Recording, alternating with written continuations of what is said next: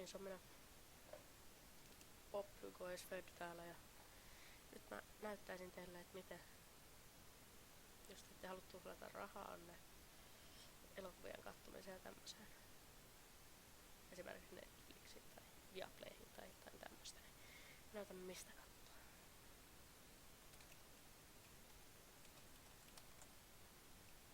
Elikkäs me mennään tämmöiselle sivustolle kuin timeforpopcorn.eu.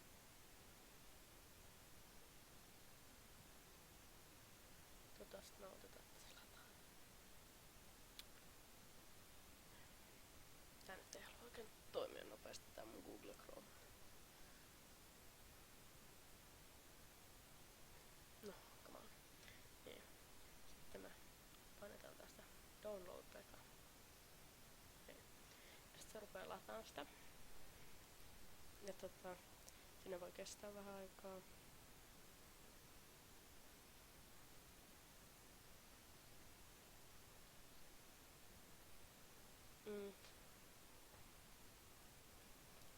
Otetaan tässä nyt sit vähän aikaa.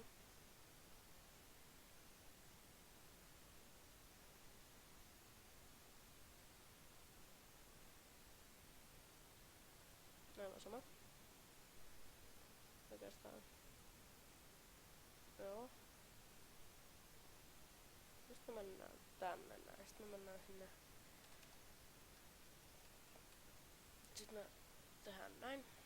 Sitten se tekee näin. Ja sitten tähän tulee tää installer ja me painetaan next, next, next, next.